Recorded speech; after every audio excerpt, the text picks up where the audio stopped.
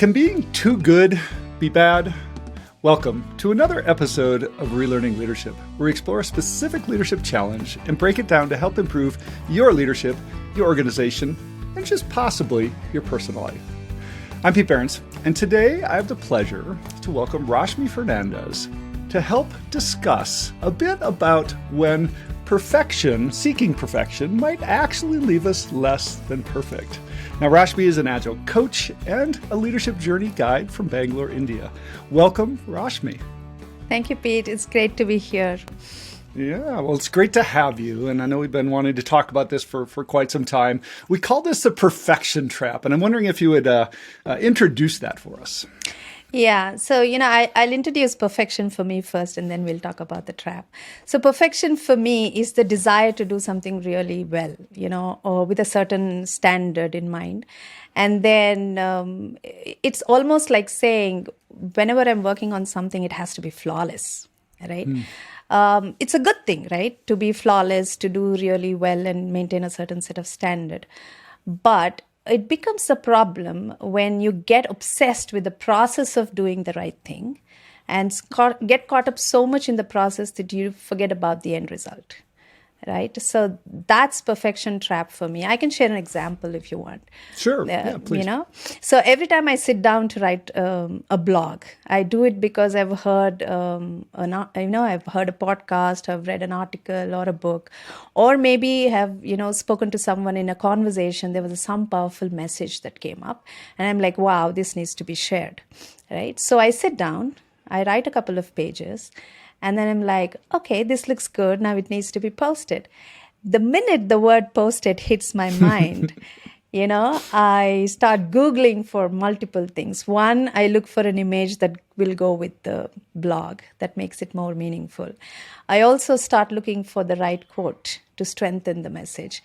I even go ahead and look for key industry leaders who have spoken about this. There may be something interesting that they have said. I want to add to it because someone else is reading it and I want to give it my best shot, right? Now, if this happens for a couple of hours, let's say even 5 hours, I'm okay. But if it goes on for days and weeks and I don't post it at all, and I think that's when I feel like I've got into the trap. Yeah. So many things are coming into my head as you're talking about that. First is my partner saying, "Pete, can't things be good enough? Like, do they always have to get better?" I think I'm probably your first candidate to join this club, if there's such a club. So how do I know? Like, I think of that as a strength, right? I look at that as that strive to get better, right? It made me a good consultant, right? That made me a great engineer, right? Yeah. Looking for flaws and trying to improve designs and looking at an organization and seeing what's not working right. How do we know when we've crossed, is there a line and do we know if we've crossed it? Yeah, there is a line, and it's a very subtle line. In one of the articles, Sarah Lewis explains it, so she speaks about perfectionism and mastery. And in another article, Brené Brown also says, mastery and recognition. These are the two differences. So I'll explain a little bit. Yeah. So, when you're striving for mastery, you're really in a very personal internal landscape. You're looking at where you are today and where you want to go. And that gap looks, very different to you than to the outside world. And that means it's intrinsic. You're striving for mastery. But if the gap looks as similar, if there's no change between what you see and what the outside world is expecting, then you're probably looking for recognition or perfectionism because you're looking for validation or approval or some of those, and it's not intrinsic for you. So it sounds like to me that the line between improvement to perfection is who's recognizing or who are you playing, like what's the audience? Is it yourself, that's mastery, and is it others, that's perfection? Am I reading that right? Yeah, that's right, Pete. So if I'm doing it to improve myself because I know where I am today and I want to get better at it, so I'm going to do whatever it takes that sounds right for me, or maybe will take me to the next level. But if I'm doing it for a promotion, or for some kind of recognition or brand, it's not wrong. But how much are you, getting caught up in the process of getting that recognition or the promotion? Is it hurting your well-being? If it is, and you are struggling to make that happen for someone else, I think that's when you're in the trap. Yeah, or if you're struggling to change someone else, like I think my case with my partner Jana. Are there other downsides to this? Like what else? I know Brene Brown talks about the ability, the reverse side, the ability to create a shitty first draft, right? Is that vulnerability to put something out there that isn't done, to get feedback. I know that's the positive side. Talk to us a little bit more about the downside first. Yeah, there are a lot of downsides, Pete. One of them, and the biggest one that's plagued our world, is anxiety and stress. As perfectionists, we often set very high standards for ourselves. And, we may become anxious and get stressed if we ourselves don't achieve those standards, right? So this will lead to frustration, disappointment, and self-criticism, and so on. And if your self-worth is dependent on an external source, I think you get more anxious and more stressed because you're not getting that from elsewhere, right? And because it's not intrinsic.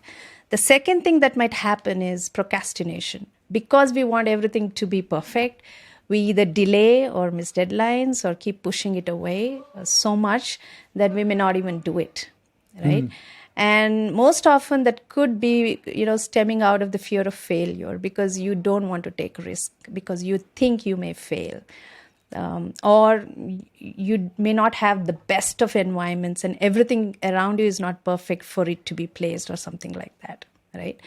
And all of this finally will lead to strained relationships. It could be with your family, with your team, with your friends, because you keep yourself at such high standards. You're not only putting pressure on yourself, you're putting pressure on everybody else around you. Just imagine a wedding, right? If you want it to be in a specific way, you get stressed and you're doing everything that you can, but you're also stressing the whole family, friends, and the whole network of people, who are trying to make that wedding perfect for you. Yeah. Well, and I can see this, as, bringing this into leadership realm, right? Yeah. How much influence you already have. Now, if that translates to perfection, number one, how does that create stress in everybody else trying to strive to be perfect? But then also maybe your expectations of perfection from others. Do you want to say a few words around that? Yeah, I think as leaders, I have a personal experience. I was up for promotion at one time when I was a team leader. And, my manager said that I want to get some feedback from your peers and colleagues so that there is enough business justification why we should promote you. Right? I said, yes, go ahead. And then he came back with one comment from one of my peers that said, Rashmi is great. She's an amazing person and so on and so forth. But she's also intimidating. Oh, no. Yeah. And then they said something like, we are so caught up in trying to compete with her and meet her standards that we fail to do the actual work. Oh. And that's when my manager said, it's great to be good at what you do and even perfect. But if it is not taking the team along, and if you're not able to work with the team as a team player, it's of no use, right? So I think as leaders, if we set high standards for ourselves to a certain extent, I think it's okay. But expecting that from others, I think is where we should avoid. Yeah, it's so fascinating how many things have such a fine line. We think about the slippery line from influence to manipulation. Here you're talking about the slippery line from, positive like inspiration and drive to be better to influence towards that negative, I'm never good enough, right? Yeah. How many things live on that razor's edge? Again, how is a leader to know? I guess, one of the things we talk about with manipulation, you don't really know unless someone else tells you. You had the fortune, like you had the gift of feedback here. Yeah. How can a leader, besides a 360 or something like that, is there a way a leader can pull themselves out of this or even recognize if they're in the trap? I think one of the ways to do that is self-awareness, right? One thing that we teach in our ALJ class is seeking feedback, right? How can you have some casual conversations and seek feedback from people who work with you, peers, colleagues, team members, direct reports, whoever that may be? Can we seek feedback from them on how we are doing and if it is impacting them in a certain way, right? That could be one. And trying to be self-aware of our own power and presence, of how we are coming across, how the words that we say, the body language that we have is pushing someone to, behave in a certain manner. I think that's the one. So it's important to recognize the perfectionism that you have in you first so that you can address it. What is the impact that it is creating? Is it making you get stuck in a specific space? What is causing it? And how is it impacting others? I think that's, if you're able to recognize that, I think you will be able to move to the next level of, challenging that thought process of why I'm behaving this in this manner. And most often, perfectionists do a lot of negative self-talk, like I'm not worth it, or I'm not good enough because this didn't go well last time. Maybe this time I'm going to, mess it up even more. So setting realistic standards and seeing where we are today and where we want to go, and being kind to ourselves and showing some self-compassion probably will take us a long way. Well, I think maybe that's where you and I differ a little bit on our perfection. I look at it as a bit more of a superpower, but maybe that's my self-talk to pump me up. You kind of got a little bit more of that negative connotation, but I know you and I have talked about this in the past, like the gender identity tied into perfection. And I know, you've struggled with that as growing up as a child. Do you want to share a little bit about that, gender specifically? Yeah, I think women go through the perfectionism trap a lot more than men, simply because the expectations from women are different from that of men. I think as women and as a girl, when you grow up, you're brought up saying that you must be pretty, you must be well-mannered, you must be submissive, you need to look neat and tidy and, do everything perfectly. But for a boy or a man, I think it's okay to be naughty. It's okay to show off your leadership skills or be dominant. It's okay to bully someone also, maybe. So I think there is a lot of freedom of speech and expression for men than it is for women. And hence, women are striving so hard to prove themselves or their worth by being perfect. Yeah. Well, I think, and that's just a good reminder to all listeners, right? I think it maybe shows up differently, depending on how you're brought up, some of those expectations. And like you say, diving a bit more into your own self-awareness, recognizing maybe where some of that's coming from can be really helpful. Well, Rashmi, any final words or thoughts for today, I guess, in terms of, help for leaders struggling or maybe, surrounding this challenge a bit? Yeah, I just want everyone to know that perfectionism can lead to negative outcomes and can be a huge detrimental factor for your own personal and professional growth. So it's important to strive for excellence, but not at the expense of your own well-being. I think that's where, you can draw the line. Is it really causing you so much stress, and is it even worth it? Right, that's one. And so please challenge your narratives. If you are saying to yourself that you're not good enough, or you're blaming yourself for the mistakes of the past, let go of them and stop it right there. And consider these mistakes as proof of learning. Consider them as something that helped you move ahead because of the learnings you've had. I remember one of the books that I read long back, and it's called Who Will Cry When You Die, right? And Robin Sharma in that book says, whenever you feel like you're talking to yourself negatively and addressing yourself with a negative connotation, make 3 columns. Take a piece of paper, make 3 columns. In the first column, write about all the mistakes that you made.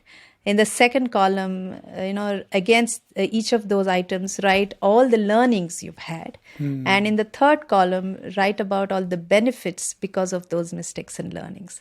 And then it says, when you take a step back and look at it, you will realize that your life has been so rich and colorful only because of those mistakes and learnings. So it's really natural for human beings to make mistakes, and it's a way to learn and grow. So I think that's one key takeaway that I want to give everybody. And I also want to leave you guys with a quote. It says, if you're willing to learn, then you need to be willing to be a fool. Well, those are incredibly wise words, and I think I will just leave it at that. But I'm really looking forward to, I need the support group, Rashmi. So when you start the Perfection Trap support group, let me be your first candidate to join in. Sure. Thank you, Pete. It was great. Well, thank you for joining us today. Thank you.